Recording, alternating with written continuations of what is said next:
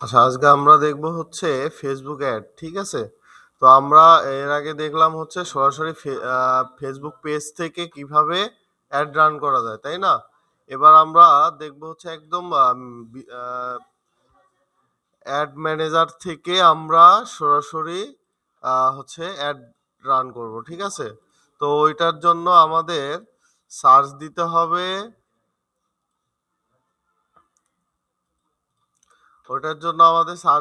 facebook.com/অ্যাডস manager, ঠিক আছে? দিয়ে আমরা সার্চ দেব, দিলে সরাসরি আমাদের অ্যাড ম্যানেজারে নিয়ে চলে আসবে, ঠিক আছে? এই দেখেন আমাদের অ্যাড ম্যানেজারে নিয়ে চলে আসছে। তো এখান থেকে আমরা অ্যাড রান করব। দেখেন এখানে ক্রিয়েট লেখা আছে না?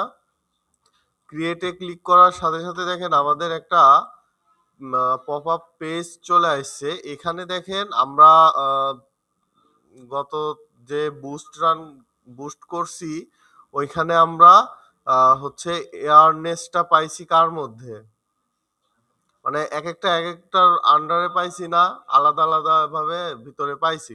তো দেখেন এইখানে ফেসবুক কি করছে, এয়ারনেসের ভিতরে দিয়েছে কি দেখেন, রিচ, তারপরে ব্র্যান্ড অ্যাওয়ারনেস, ভিডিও ভিউ, ঠিক আছে? তারপরে দেখেন ট্রাফিকের মধ্যে দিছে কি, ট্রাফিকের আন্ডারে দিছে লাইক, তারপরে হচ্ছে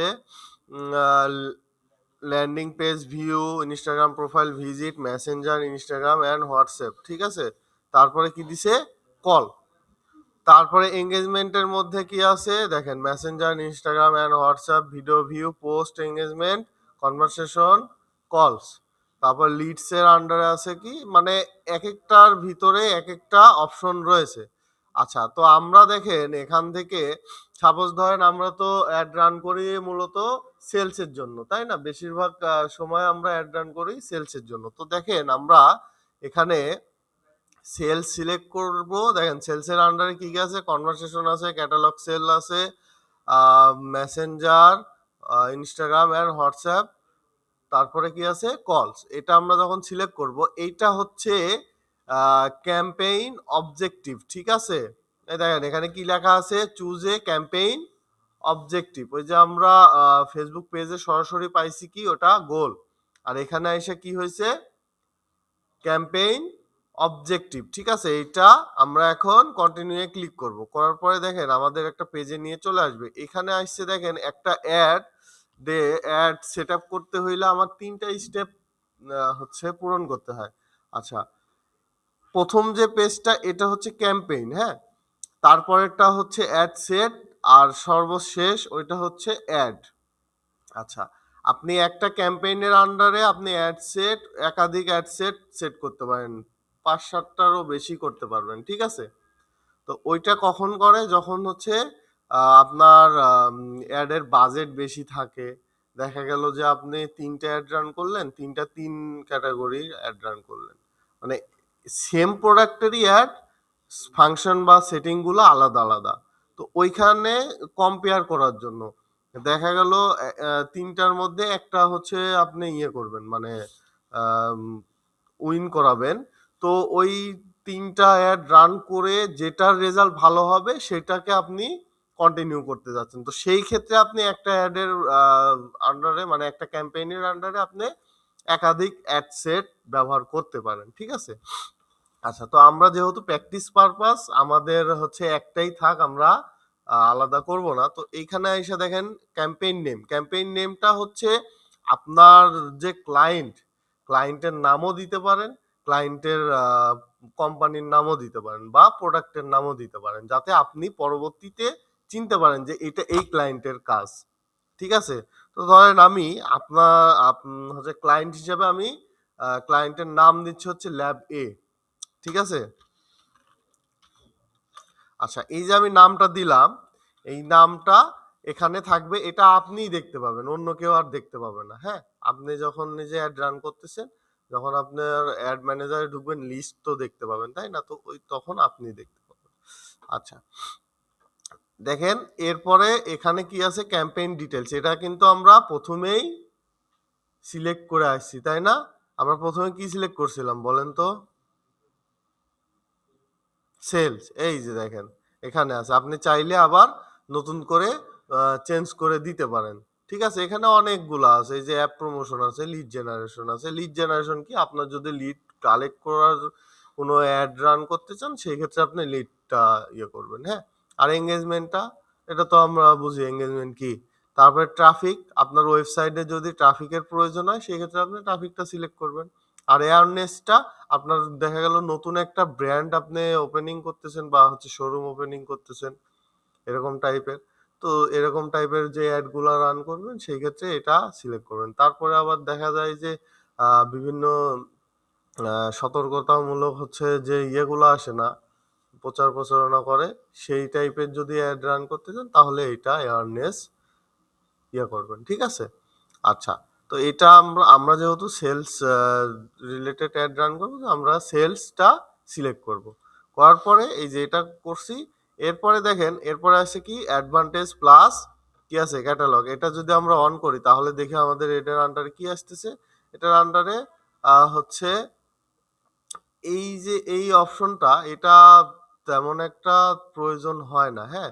তো এটা যেরকম আছে এইভাবেই রাখবো। ঠিক আছে? এটা অফ আছে, অফই রাখবো। তারপরে দেখেন বাজেট। বাজেটের এখানে কি বলতেছে, ক্যাম্পেইন বাজেট আছে। তারপরে দেখেন অ্যাড সেট বাজেট। এই যে অ্যাড সেট বাজেট কখন সিলেক্ট করব, যখন আমার একটা ক্যাম্পেইনের আন্ডারে অনেকগুলা হচ্ছে অ্যাড সেট থাকবে। যেমন ধরেন একটার বেশি, দুইটা তিনটা থাকতেই পারে। তো আমি যদি অ্যাড সেট ব্যবহার করি, তাহলে এখানে মানে আমার অ্যাড সেটের বাজেট আলাদা আলাদা করে আমার দিতে হবে। ধরেন আমি ৩টা অ্যাড সেট করছি, যে একটাতে ধরেন আমি দিলাম হচ্ছে পার পার ডে আমার $২, আরেকটাতে দিলাম পার ডে $১, আরেকটা দিলাম পার ডে $৫। সেই ক্ষেত্রে আমি যদি এটা এইভাবে দেই, তাহলে আমার আলাদা আলাদা করে হচ্ছে আমার ইয়ে করতে হবে, মানে বাজেটটা ভাগ করে দিতে হবে। আর আমি যদি ক্যাম্পেইন বাজেট দেই, তাহলে ইন টোটাল, মানে আমার ইন টোটাল যে হচ্ছে অ্যাড, মানে অ্যাডটা ইয়ে করতেছি, মানে ক্যাম্পেইন রেডি করতেছি, ওই ক্যাম্পেইনের বাজেটটা দিতে হবে। তো দেখেন এখানে ডেইলি বাজেট দেয়া আছে $100। হ্যাঁ, এটা এমনি ধরছে। তো আমি ধরেন আমার $5 দেব। আচ্ছা, $5 দিলাম। $5 দিলে কি বলতেছে, you'll spend an average of $5 per day, মানে আমার পার ডে $5 করে খরচ হবে। আর দেখেন ম্যাক্সিমাম ডেইলি স্পেন্ড আমার $8.75 সে খরচ করতে পারে। ঠিক আছে? ফেসবুক এটা ইউজ করতে পারে।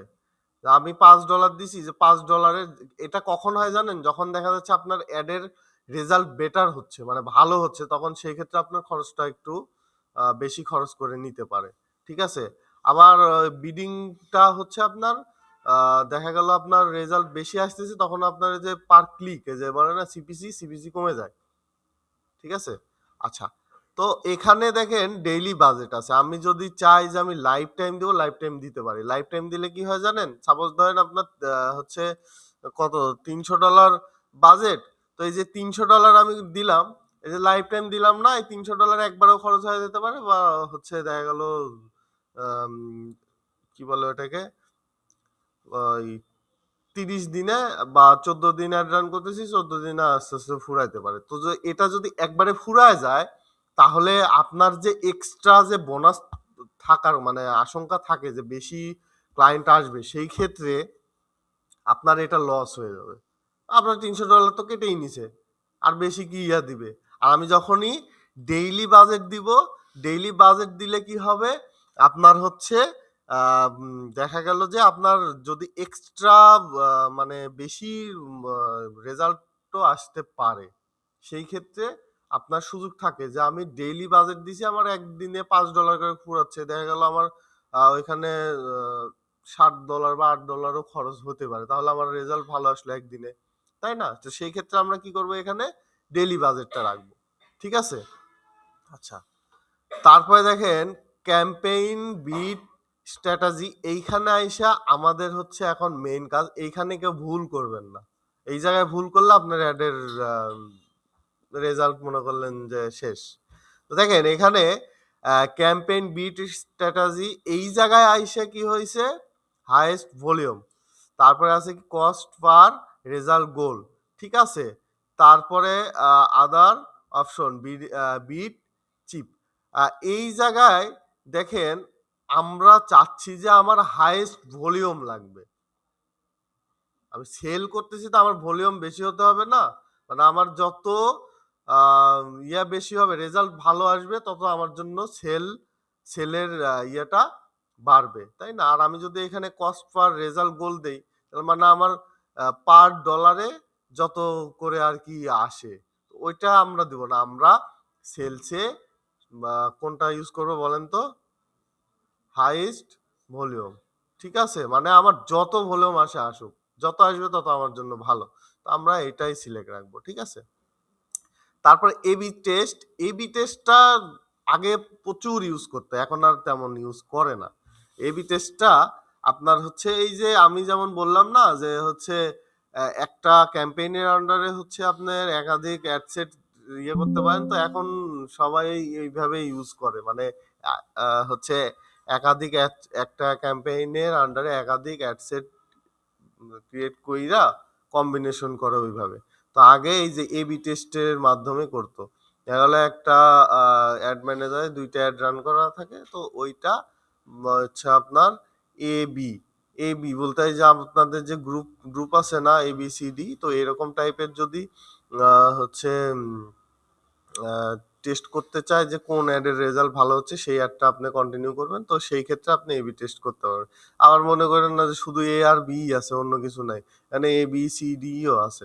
ঠিক আছে, আপনি যতগুলা অ্যাড করার দরকার, তো এটা আমরা হচ্ছে এখন প্রয়োজন হয় না, তো ওই জন্য আর কেউ সেভাবে ইউজও করে না। আচ্ছা, তারপরে দেখেন অডিয়েন্স, এটা হচ্ছে আর কি আমার ডিজেবল আছে, তো এটা যা আছে এভাবে থাক, সমস্যা নাই। তারপরে দেখেন এবারে আসছে কি স্পেশাল অ্যাড ক্যাটাগরি। এটা সম্পর্কে তো আপনাদের সাথে আমি আলোচনা করছি, করি নাই? মনে আছে? কারোই মনে নাই? এটা কোনো কথা হইলো? আচ্ছা দেখেন, এই দেখেন ফাইন্যান্সিয়াল প্রোডাক্ট অ্যান্ড সার্ভিস, তারপরে employment, housing, social issue, election or politics. এখন মনে হয়েছে? এখন তো মনে হবে। এইটা মনে রাখতে হবে যে স্পেশাল অ্যাড ক্যাটাগরির ভিতরে কি আছে। ঠিক আছে? তারপরে আমরা যাব নেক্সটে। হ্যাঁ, নেক্সটে এইবার হচ্ছে দেখেন কি বলতেছে, উম দাঁড়ান, ক্যাটালগ আমি করি নাই মনে হয়।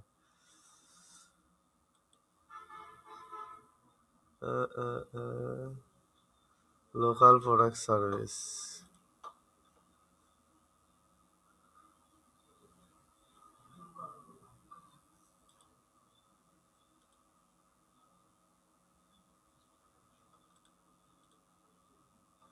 বাবা! ওহো! পেজ আমার হচ্ছে অন্যটা সিলেক্ট করা আছে, তো এই জন্যে এখানে দেখাচ্ছে।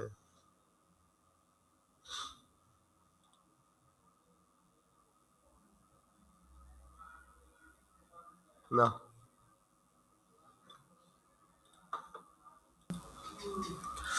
আচ্ছা দেখেন, এরপরে দেখেন এখানে অ্যাড সেট নেম। হ্যাঁ, এই যে অ্যাড সেট নেমটা ধরেন আমি ওই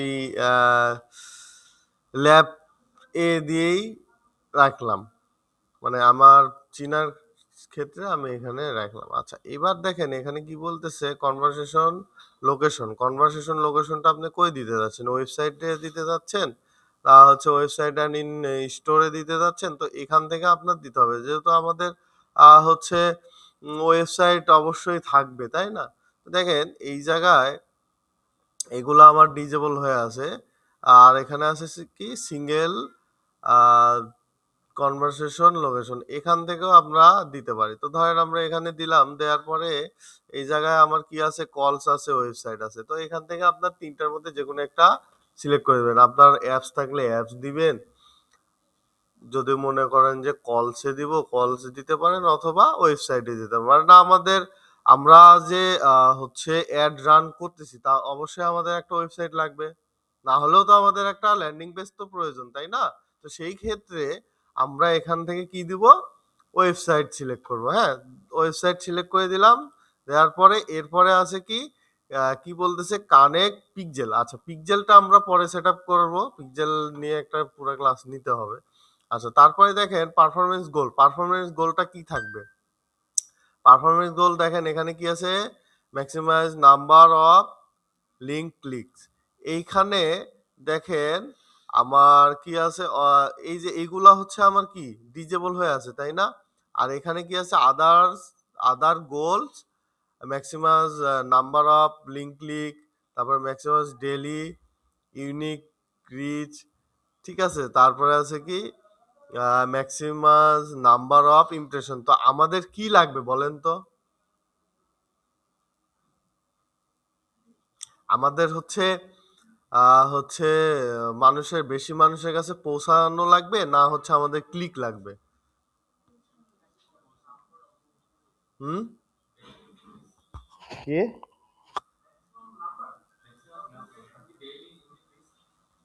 আমার রিচ লাগবে না হচ্ছে ক্লিক লাগবে? রিচ লাগবে না? তা আমরা যে সেল করতেছি তা আমাদের কি ম্যাক্সিমাম নাম্বার ক্লিক লাগবে? ক্লিক কি আমার প্রয়োজন, না হচ্ছে রিচ প্রয়োজন? আমাদের ক্লিক প্রয়োজন। আমরা সেল করব না, ক্লিক করলেই তো আমাদের একটা ইয়া আসবে যে সে আমাকে তাকে তো আমি টার্গেট করতে পারবো যে হ্যাঁ এটা হচ্ছে আমাদের প্রোডাক্টের উপর ইন্টারেস্ট আছে। আর আমি যদি রিচ করলে কি হবে, যে আমার দেখা গেল লোকের কাছে পৌঁছাইছে। রিচ কি যে কতজনের কাছে পৌঁছাইলো, এরকম কিছু একটা না? তো আমাদের কি লাগবে? আমাদের কি লাগবে বলেন? সেল সেল রিলেটেড যদি আমরা অ্যাড রান করি সেক্ষেত্রে কি প্রয়োজন? হ্যাঁ, আগে রিচ পরে ক্লিক, তাই? হ্যাঁ, তো আমাদের লোকের কাছে পৌঁছাইতে হবে, যে আমার যত লোকের কাছে পৌঁছাবে তত আমার প্রোডাক্টটা মানুষের কাছে পরিচিত হবে, তাই না? তো এখানে আপনার যেটা প্রয়োজন আপনি সেখান থেকে এটা সিলেক্ট করে দেবেন। ধরেন আমি দিলাম কি ম্যাক্সিমাইজ ডেইলি ইউনিক রিচ। আচ্ছা, এরপরে আছে কি কস্ট পার রেজাল্ট গোল্ড। এইটা দেখেন আমার ডিজেবল হয়ে আছে। আচ্ছা, তারপরে ভ্যালু আর রোলস, এটা নো আছে, নোই রাখি। ঠিক আছে, এটা আমাদের অন করার দরকার নাই। তারপরে এখানে কি আছে, এইটা স্ট্যান্ডার্ডই রাখবে। দেখেন এটা আমার ডিজেবল হয়ে আছে, ঠিক আছে? আচ্ছা, তারপরে কি আছে প্রোডাক্ট সেট। এই জায়গায় আইসা আপনার দেখেন আমার একটাও আইটেম নাই, এই জন্য আমার কি বলতেছে এখানে জিরো হয়ে আছে না, এই জন্যে প্রবলেমটা হচ্ছে, ঠিক আছে? তো এইখান থেকে আপনার প্রোডাক্ট হচ্ছে থাকলে এখানে শো হবে, হ্যাঁ? এখানে যদি আপনার প্রোডাক্ট থাকে সেই ক্ষেত্রে শো হবে। মানে ফেসবুক ফেসবুক দিনে মানে দিন দিন আপডেট করতেছে, নতুন নতুন সিস্টেম অ্যাড করতেছে। 25 সালে একরকম ছিল, 26 সাল পড়ার পরে আবার আরেক রকম হয়ে গেছে, ঠিক আছে? তো অ্যাড নিয়ে কাজ করলে আপনার মানে এটা আপডেট সম্পর্কে জানতে হবে, অল টাইম দেখতে হবে, ঠিক আছে? ধরেন আপনি আজকে একটা কাজ করতেছেন, কালকে যা দেখবেন যে অপশন আরেকটা অ্যাড হয়ে গেছে। তো ওই অপশন সম্পর্কে যদি না জানি তাহলে আমাদের অ্যাড রান করতে সমস্যা হবে। তো এগুলা আমাদের প্রতিদিন দেখতে হবে। তারপরে দেখেন এখানে কি আছে, budget and schedule. Budget and schedule আমি ওই যে প্রথমেই কিন্তু আমি সিলেক্ট করে আসছি যে আমার ডেইলি $5 করে খরচ হবে, এই দেখেন। তারপরেও এখানে অটোমেটিক্যালি দেখছেন এখানে কি বলতেছে, কি লেখা আছে? আচ্ছা, তো এই জায়গায় কি লেখা আছে, বাজেট অ্যান্ড শিডিউল। আপনার অ্যাডের বাজেট কত, আপনার শিডিউলটা কি, আপনার হচ্ছে আচ্ছা, এই যে আমরা যে এটাকে শিডিউল বলি, অরিজিনাল উচ্চারণ কি হবে বলেন তো? আমরা হচ্ছে ইউনাইটেড কিংডমে এরা হচ্ছে শিডিউল বলে, আর হচ্ছে স্কেডিউল হচ্ছে বলে হচ্ছে আপনার ইউএসএ। তা আমরা ইউনাইটেড কিংডমকে ফলো করি, ঠিক আছে? তো এই জন্য এটাকে আমরা শিডিউল বলি, ঠিক আছে? আচ্ছা, যাই হোক, সমস্যা নাই। তারপর দেখেন এখানে কি বলতেছে, অ্যাড সেট স্পেন্ডিং লিমিট। এখান থেকে আমরা লিমিট দিতে পারি। অ্যাড করে দিলে আমার এই যে এখানে যদি অ্যাড করে দেই, তা আমার এই যে আমরা এখানে যদি আমরা স্পেন্ডিং লিমিট করে দেই, তাহলে সেই ক্ষেত্রে কি আমাদের রেজাল্ট কম আসবে? অবশ্যই কম আসবে। আর যদি আমরা এখানে হচ্ছে স্পেন্ডিং লিমিট না করে দেই তাহলে কি হবে? তাহলে আমরা ফেসবুক তার নিজের মতো করে রেজাল্ট দিবে। আচ্ছা, এরপরে দেখেন এখানে শিডিউলের বিষয়টা, স্টার্ট ডেট। আপনি কত তারিখে অ্যাড রান করতে যাচ্ছেন? আজকে কত তারিখ? 28 তারিখ। আচ্ছা, আমি 28 তারিখে দিলাম। তারপরে এখানে টাইম বলতেছে 10টা 17, মানে এই যে আমি 10টা 17 কাজ শুরু করছি, এই জন্য এই টাইমটা শো শো হয়েছে। তো আমি এখানে চাইলে দেখা গেল আমি ধরেন 5টা দিলাম, হ্যাঁ, 5টা দিলাম, দেওয়ার পরে পিএম, মানে আমার আজকে অ্যাড রান হবে 5টার দিকে, 5টার দিকে। আচ্ছা, তারপরে দেখেন ইনডেট। আমি যদি ইনডেট না দেই তাহলে কি হবে? আমার একটা চলতেই থাকবে, একটা চলতেই থাকবে, অ্যাড চলতে থাকবে, কিন্তু রেজাল্ট আপনার মানে আশা অনুযায়ী হবে না। কেন হবে না জানেন? ফেসবুক তো জানে সেই ইনডেট দেয় না, এর সে চালাতেই থাকবে। তো ওর ইচ্ছা মতো রেজাল্ট দেবে। আর আমি যদি একটা ইনডেট দেই তাহলে কি হবে? ওই ডেটটা ও জানে যে এই ডেটের মধ্যে ওর অ্যাড শেষ হয়ে যাবে, তাহলে আমার ভালো রেজাল্ট দিতে হবে। ঠিক আছে? তো আমি নিজে চালায় প্রমাণ পাইছি, এই জন্য এটা আপনাদের সাথে আমি শেয়ার করতেছি। তো এখানে আমার ইনডেটটা দিব। আর কেউ যদি অ্যাড রান করতে চায়, ভালো রেজাল্ট করতে মানে ভালো রেজাল্ট পাইতে চায়, তাহলে কন্টিনিউয়াসলি অ্যাড রান করতে হবে। আর অ্যাড রান ধরেন আপনার সর্বনিম্ন না হলেও 15 দিন বা 14 দিন চালাইতে হবে, তাহলেই একটা অ্যাডের রেজাল্টটা ভালো আসবে। ঠিক আছে?